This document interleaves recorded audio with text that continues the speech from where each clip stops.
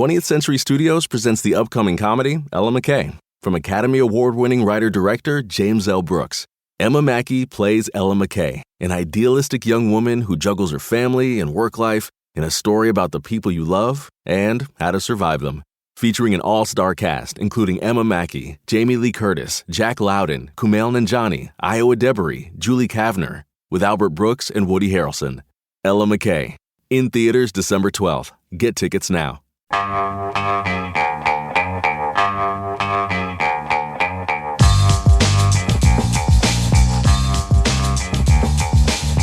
It's the Brian Lehrer Show on WNYC. Good morning, everyone. Senator Cory Booker is coming up later this hour for his latest visit to the show at a pivotal moment in a number of ways.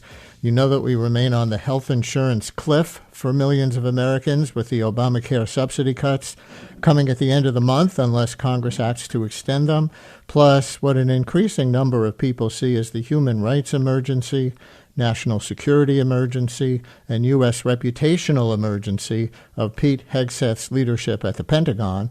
Also, do any of you remember Senator Booker's idea for baby bonds back when he was running for president to help reduce the rampant economic inequality in this country? Well, President Trump is now suddenly proposing something, actually got something along those lines in the so-called Big Beautiful Bill.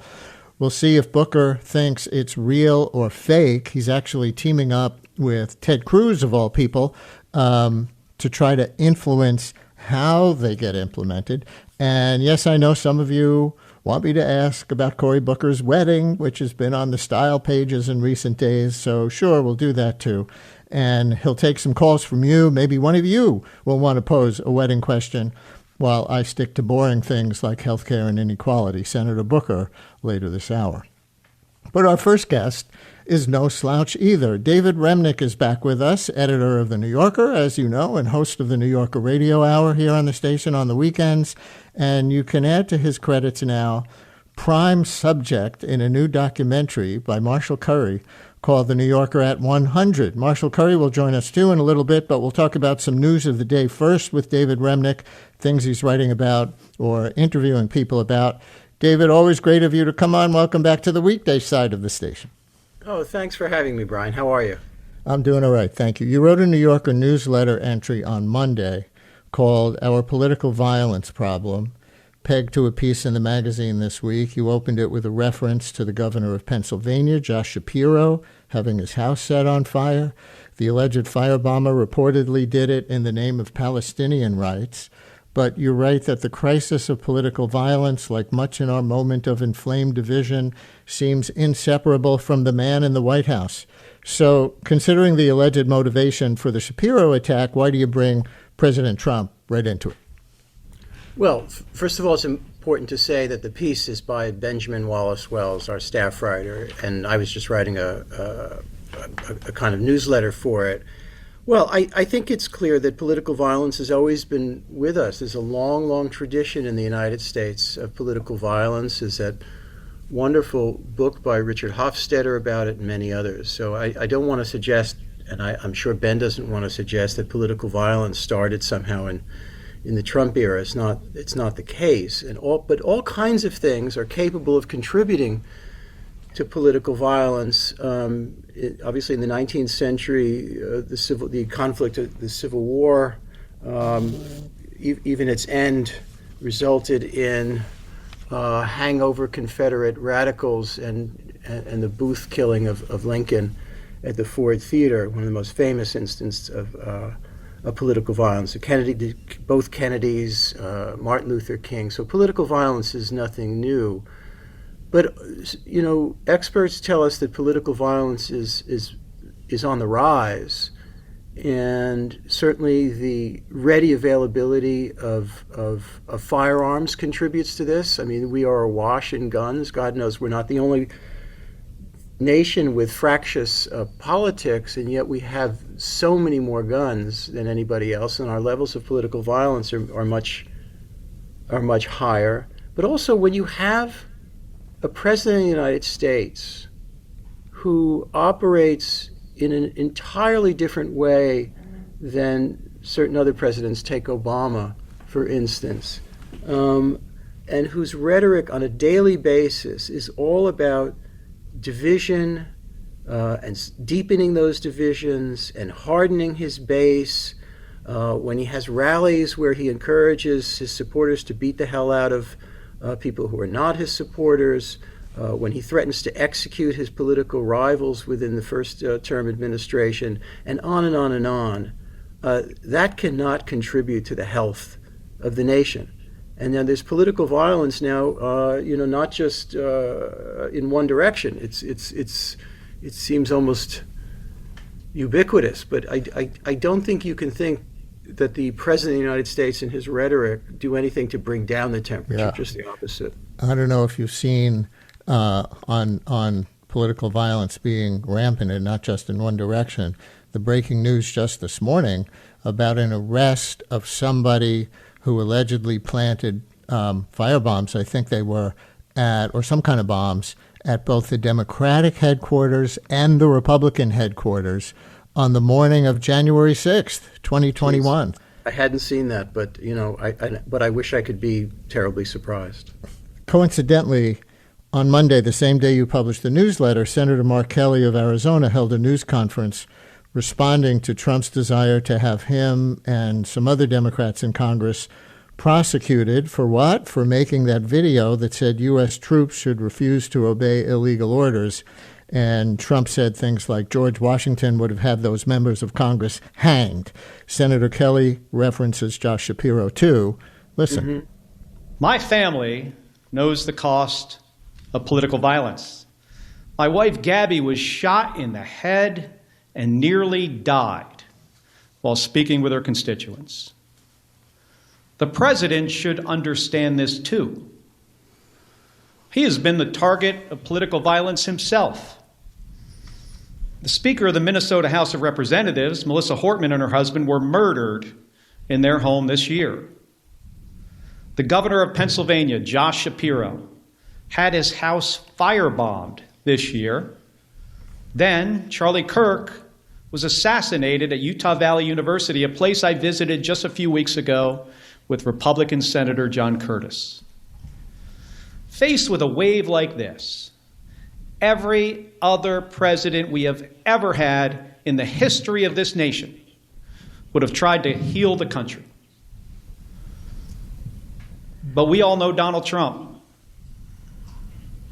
He uses every single opportunity to divide us. And that's dangerous.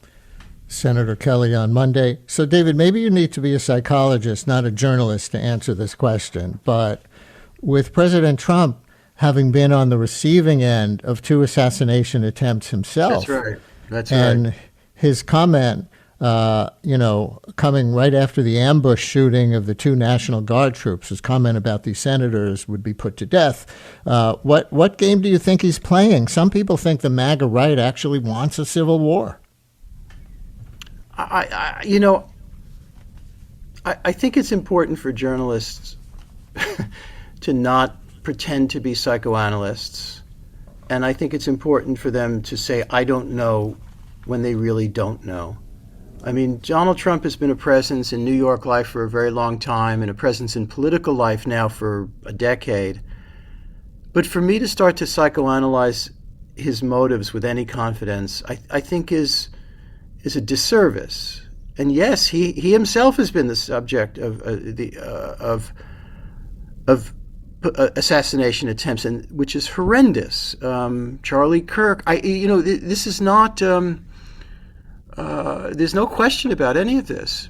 But you would think that part of the responsibility of being the elected leader of the country would relate to some sense of moral purpose and the safety of Americans, as insofar as he can accomplish that through rhetoric and leadership and moral example. But he just does the opposite. And I don't know that I could expand any better on what Mark Kelly said, except that Gabby Gifford was just here at this the Condé Nast offices recently, and to see she's done her damnedest in rehabilitation and all the rest, but to see what was robbed of her, and to see at the same time her incredible determination and spirit, which we've all seen on television and maybe lucky enough at public appearances, is remarkable. But she escaped the worst fate by just barely. And her spirit is exemplary. Her rhetoric is exemplary. If only that kind of speech, that kind of leadership was shown from the White House, I think we'd be better off, God knows. David Remnick is with us, editor of The New Yorker, host of the New Yorker Radio Hour. We'll get in a few minutes to the new documentary and bring in filmmaker Marshall Curry called The New Yorker at 100. But we just talked about the Republican side a little bit. Let's talk about the Democratic Party side. You had Maryland Senator Chris Van Hollen on the Radio Hour last month, and you played him this clip of Chuck Schumer refusing to endorse Ron Mamdani for mayor of New York. So listeners, you will hear Schumer with CNN's Dana Bash, followed by a comment on the show from Senator Van Hollen. All I can tell you is I'm going to continue talking to him. What's the holdup? I got to continue talking to him, and that's what I'm going to do. Is part of the calculus that if you endorse a Democratic socialist, you're worried it will be damaging to your party, maybe even your chances of winning back the Senate? I'm going to continue talking to him. Dana, you can ask me again. All right. The Democratic Party should make room for lots of different opinions, and those opinions may be different in, a state out west than in New York City, but that when we have a Democratic nominee, we need to back them. So, David, it's kind of remarkable, no matter what anybody thinks of Mamdani, and of course there are many opinions about Mamdani, that so far, since the election, Donald Trump is saying nicer things about the mayor-elect than either New York senator is, not to mention the outgoing mayor. What do you make of it? Well, I think that meeting between Trump and Mamdani was two politicians in their own interests at a given moment in time behaving with discipline. Let's put it that way. Trump was having a horrendous political week. I'm not sure that he needed yet another explosion. Perhaps he was swept up a little bit by Mamdani's skill. Mamdani needs things from Washington. I don't think he, loathes the president any less than he did, 6 weeks ago or 6 months ago. But it's also in the city's interest to avoid conflagration where it can. So, but do I expect that relationship to be an ongoing love fest? I'd be really surprised if that were the case. As for Chuck Schumer, that was not a good moment for him. But I suspect it's not related just to economics. Chuck Schumer was a critic of Netanyahu of late, but in a fairly circumscribed way, within limits. I think he's gotten a lot of pushback and probably feels it himself about Mamdani's rhetoric sometimes about the Middle East, and with hundreds of rabbis in the city pushing back against the Mamdani candidacy, and I think that was very, very hard for Schumer to just outright endorse. I think he has a lot of political allies and funders and friends that felt very strongly that that they didn't want to see him endorse Mamdani. That's my sense of the case, that it wasn't just economics. And now, also pertaining to Schumer, but separately, we have this health insurance cliff on New Year's Eve with the current level of Obamacare subsidies about to expire. We'll talk to Cory Booker about that in our second segment today. But the Democrats allowed the government shutdown to end without winning on their central shutdown issue, the subsidies. You asked Senator Van Hollen what might come next. Here's that. Incredibly, we're facing another potential shutdown fight in January. So how should we expect things to play out under this administration 2 months from now? Less than that. By then we'll have will have learned whether or not Donald Trump and Republicans will do anything to turn off the ticking time bomb on healthcare costs, right? So we'll have that in the rearview mirror by then. We'll fight to try to achieve our objectives. But I think it's, things are in too much flux right now to be able to decide at this moment what the plan will be for January 30th, other than to say whatever it is, we need to come up with it together and stick with it. So, David, we'll bring on Director Marshall Curry and talk about the film after this last question on the news. How do you see this divide in the Democratic Party right now? It was only a very small number of senators who broke ranks to end the shutdown. That was all the Republicans needed mathematically.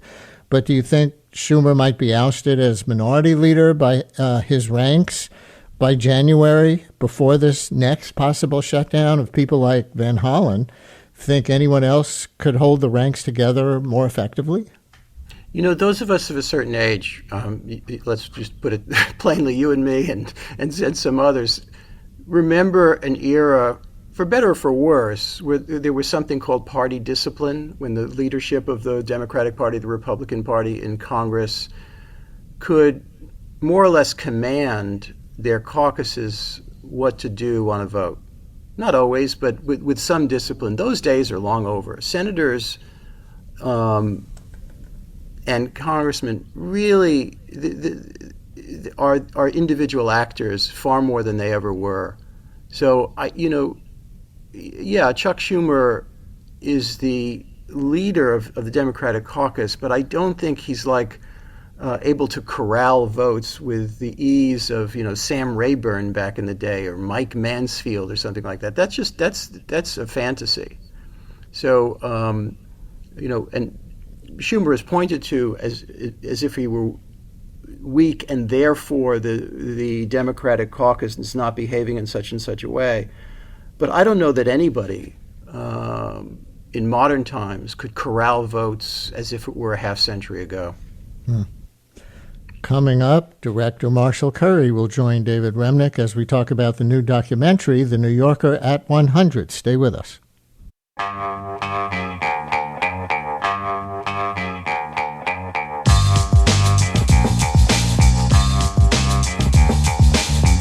Brian Lehrer on WNYC with David Remnick, editor of The New Yorker, host of the New Yorker Radio Hour. And also joining us now is the award-winning documentary filmmaker, Marshall Curry. You might be familiar with films like Street Fight, If a Tree Falls, and A Night at the Garden, about the Nazi Bund rally at Madison Square Garden just before World War II. And he is the filmmaker behind The New Yorker at 100, premiering Friday on Netflix. That's tomorrow. The film, made during the creation of The New Yorker's 100th anniversary issue, which came out in February, shows that process and takes us through the history of The New Yorker and how the magazine has impacted both culture and the craft of journalism itself. The documentary tells the history of the magazine in large part through writers who not only shifted the cultural conversation at the time with their pieces in The New Yorker, but also literally changed journalism itself. We're going to start with one dramatic example of that history. This is there was John Hersey's Hiroshima in 1946. That was an entire issue, 30,000 words of reporting on the aftermath of the nuclear bomb. And so here is Hersey in his own words from about a minute of the documentary. I had talked with William Shawn, who was then the second in command at the New Yorker, and we had talked about doing an article on Hiroshima. At that time, most of the writing had been about the power of the bomb and how many buildings it could destroy and what a huge area it devastated and so on. And so I went to Japan and I began to look for 5 or 6 people whose paths crossed each other, whose experiences had been vivid. The piece he produced revolutionized journalism. It was nonfiction, but written with the intimacy and drama of a fictional story. I think that fiction is much more powerful for readers in looking at grand or terrible events, because the reader can identify with the character. John Hersey, as heard in the New Yorker at 100 documentary that comes out on Netflix tomorrow. Marshall, welcome. Thank you. Thanks for having me. So for readers of the New Yorker, this clip may not have been a surprise. The magazine is known for telling important, sort of grand stories through the lens of the characters living the story. But can you put Hersey's story into context for us? It was interesting to me, because I never heard that clip, to hear him say fiction is much more powerful for readers. Yeah, that story that he wrote about Hiroshima marked a big turn for the magazine itself, which I was surprised to find as we were doing research on the film, had been founded as a comic magazine. It was really just kind of a humorous, lighthearted magazine. And it wasn't until some years later that they started doing real reporting in serious issues. And this was probably the biggest story like that. And it also was a change in journalism. He went to Hiroshima and found a number of characters and told their story, what they experienced in Hiroshima, as if it were a novel with a kind of fictionalized style, even though it was, journalistically all accurate. And that really changed journalism in a lot of ways. It opened a lot of creative doors for other journalists to do things similar. And listeners might be surprised that Rachel Carson's seminal book, Silent Spring, which practically launched the modern environmental movement, was first published in The New Yorker. Truman Capote's In Cold Blood also debuted in The New Yorker. However, the documentary also acknowledges that up until the 1960s, The New Yorker was mostly written by white people for white people. To the extent that black people were featured, the narration notes, it was in racist caricatures. So, Marshall, what was the process of telling that story like? What did you learn? Yeah, I mean, one of the things about the documentary, it's a love letter to fact-based journalism, and The New Yorker is the premier magazine for its fiction, its cartoons, its political writing, its profiles. But it also takes a clear eye at the magazine's history, and it hasn't always lived up to the ideals that it holds itself to today. And one of those things, as you point out, was that it was really a magazine written by white people for white people for many, many years. But one of the big turning points in that was the publication of James Baldwin, what would go on to be a significant portion of the Fire Next Time, his huge kind of world-changing work about the civil rights struggle. And when they published that, it just opened so many eyes. The letters that poured into the magazine were, they just have boxes and boxes of these letters at the New York Public Library. And I think it marked a change for the magazine as well. And again, these changes that happened to the magazine, they happened to the country. So it kind of catapulted Baldwin into the as a major figure in the civil rights movement. Yeah. So David, the documentary, as Marshall just did, frames that moment as taking a chance on Baldwin that then catapults him more into the national spotlight. Can you talk about, kind of in general, as editor, how the New Yorker shapes the career of writers and how they in turn maybe shape the magazine? Well, I think that's a great question, because while we're an institution, I think our readers look as much to the left side as they do to the right side of the table of contents. In other words, they're not. A newspaper comes at you, and they're full of talented people at a place like the New York Times, for example. But you expect to see the news on Pete Hegseth and Donald Trump and whatever happened yesterday and any number of enterprise stories and all the same. But here, I think our publication is usually surprising. It's far less about obligation, even though we certainly will cover the Trump administration over time. But I think they're looking to read individual writers too, whether it's, in a certain era, Janet Malcolm and John McPhee or James Baldwin or whoever it might be, or these days, people that you see in the film like Kela Fasane or Andrew Morantz or Rachel Syme, Larissa McFarker. The names are many. but they want to hear individual voices that sound distinct from one another. There's not, contrary to the notion of an institutional voice, certainly the best writers sound like themselves because they have a unique intelligence, a unique angle on the world, a unique view of the world. It's a very human enterprise, The New Yorker. God knows we have flaws, but at the heart of what we attempt is something that's extremely accurate, fair-minded, but also written by individual human beings, by individual writers. And we want to give them the leeway, the sense of freedom that allows that magic to happen.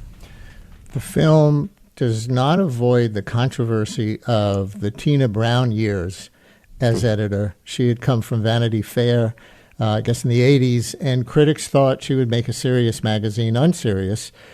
She thought she was making an important but stodgy magazine more contemporary and relevant. She fires a lot of people and hires a lot of people. I learned in the documentary, David, that she hired you. So I think I might be the first writer she hired, to be honest. I came from the Washington Post, and, like any editor, God knows I look back and think, I wish I had done X differently or Y differently. I'm sure Tina does the same, in her period of 6 years as the editor. But she did something essential.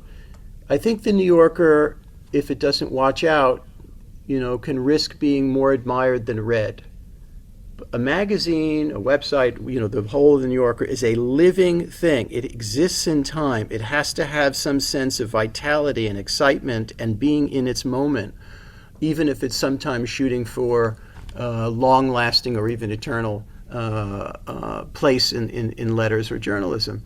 And I think Tina came in with the irreverence of somebody who grew up elsewhere, meaning in Britain, and didn't view The New Yorker as a secular religion, but as a magazine that could not rest on its laurels. That's not to say that Bob Gottlieb wasn't, for example, publishing some terrific things. He really was.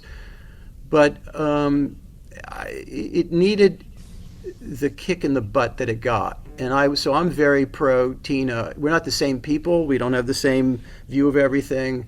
But I got along with her like a house on fire and still do. And that's, by the way, pretty rare with predecessor-successor relationships. I would say. Marshall, I think I hear you trying to get in there. What are you thinking? No, I was just chuckling. I mean, she was one of the most fun interviews that we got to do in the film, and her era was quite dramatic, and it's a fun beat in the film. Tina knows. She's very funny in the film about two things especially. She doesn't like Eustace Tilley much, and I think she says it should have been smothered in 1935. That guy with the monocle on the cover every once in a while. And she, left the magazine very abruptly to start another magazine and a kind of entertainment enterprise called Talk. Unfortunately, she went off to do it with Harvey Weinstein, and that didn't end ideally. But, it's great to see her writing now. She writes a very funny and sharp Substack that gets a lot of play, and God bless her. We talk all the time. So here's a clip from the film of Tina Brown on what made her decide to leave The New Yorker after an interaction with the publisher, S.I. Newhouse. After 6.5 years at The New Yorker, I felt that, the business side of The New Yorker was slow. We needed to be expanding in a lateral fashion. And I remember writing to S.I. Newhouse a note saying that we should have a production arm to do documentaries, to do books and movies, even maybe a radio show. He just said, Tina, stick to your knitting. I thought, okay, that got me very irritated indeed. And I thought, well, maybe it's time for me to move on here. Tina Brown, who, by the way, just to correct the date that I mentioned earlier, she was editor from 92 to 98. That's right. And, David, besides the sexism of telling a woman editor-in-chief to stick to her knitting, she dropped that little thought bubble in there of starting, of all things, a radio show. Which didn't come to fruition for quite a while. Yeah. I think she got frustrated about a number of things, but was also attracted by Tina's a comet, and I don't think, here I am.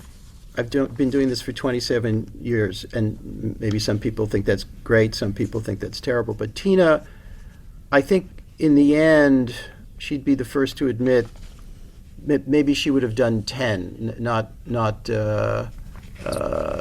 6 that she ended up doing. She has that kind of move in, change, form, and then move on. So I don't know that she would have stayed forever and ever. And it took quite a while, first to write our finances and also to find our footing in the digital world, much less in the podcasting, radio, video world. So now that your show is one of WNYC's pride and joys, was it Tina Brown's idea, or did she plant that seed and then you, as somebody who I know grew up loving radio, we talked about that, decide to run with it at all with Tina Brown's inspiration? I don't look. I love her to pieces, but I never knew about her radio desires. I really don't. And what happened is that came up a good number of years later. Right, So okay. I credit Tina with a ton. I just couldn't help but be curious about that. Yeah. All right, one more clip, because the documentary also walks us through what you might call some of the history of the present. Writer Andrew Morantz, who's currently there, talks about covering the Trump rally at Madison Square Garden in October of last year. Let's take a listen to about half a minute of how he thinks about his role as a reporter. Part of the goal is to give readers some kind of portal into what it feels like to be at a Trump rally. Ideally, maybe you can transcend that and say, not only what does it feel like to be in the room, but what does it mean? So one of the challenges with reporting on the Madison Square Garden rally was the specter of this Nazi rally that had happened at Madison Square Garden in 1939. And that's just a challenge as a reporter to go, okay, I'm in a room with tens of thousands of people who are really enjoying this show. If I then write about it in the context of a Nazi rally, like, am I calling them all Nazis? Marshall, I imagine that made your ears perk up since you made a whole documentary once upon a time about that 1939 Nazi rally at Madison Square Garden. Right, it did. And we went to that rally and filmed him there.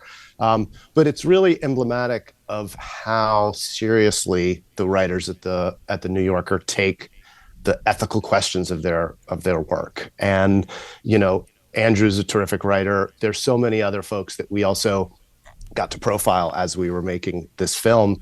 And they're all obsessed with, accuracy. They have 20-something fact checkers at the magazine. But they're also obsessed with writing beautiful, compelling prose. David mentioned that they all have their own voices, and the film is kind of a tasting menu of some of those voices. We go to the Middle East with John Lee Anderson. Rachel Syme interviews Carol Burnett. We go to a art gallery with Hilton Als and watch Roz Chast draw a cartoon. And for me, making this film was just sort of the joy of a career in documentary filmmaking. Getting to see how that rarefied sausage is made was really, it's a really fun project. So as a closing question, David, I hope you don't mind a spoiler alert. Listeners, if you don't want to hear how this documentary about the New Yorker ends, tune out now. 3, 2, 1. So the film ends with you quoting the magazine's co-founder, Harold Ross, who had called the New Yorker a movement, and you embraced that. And you said, if that sounds sanctimonious, I don't care. Can you talk about in what way you see the New Yorker in 2025, as opposed to 1925 or similar to 1925, as a movement? Well, I think he used that notion, first of all, to keep E.B. White at the magazine. I think he was really pressing him not to leave. And but I think he had, for all his rough-hewn Western newspaperman practicality, for all he knew that it was a business too, it has to mean something to last. It can't just be, yet another publication, yet another podcast, yet another enterprise in the press howling into the wind. It had to mean something. It had to have a sense of principles. And the recipe of the New Yorker, the amalgam of what we're after, which combines the high and the low, but also the things that are genuinely funny, but also journalism at the very highest level, that sometimes leads a writer to spend many, many months on a single piece, if not more, was an unknown recipe then, and it's pretty damn rare now. It wasn't so long ago that even the New York Times thought that BuzzFeed was going to inherit the earth. It is very hard to have an idea, to develop it, sustain it, and to weather the ups and downs of the era, and keep your principles at the same time. You know, we're not who we were in 1925 in many ways, because of technology, because of any number of things, but at the same time, I hear a kindred soul, even though we have very different backgrounds, when I read what Harold Ross had to say about the New Yorker 100 years ago. And that's pretty unique. I'll just add as a coincidental addendum that Marshall Curry's first appearance on the show was 20 years ago, not 100 years ago, but 20 years ago in 2005, along with Senator Cory Booker, for your documentary Street Fight, about his entry into politics, the Newark mayoral election that he won at the time. And by sheer coincidence, Cory Booker is our next guest. But congratulations to both of you on this film. The New Yorker at 100 premieres on Netflix tomorrow. Marshall, David, thanks a lot. Thank you so much. And Senator Booker joins us in a minute.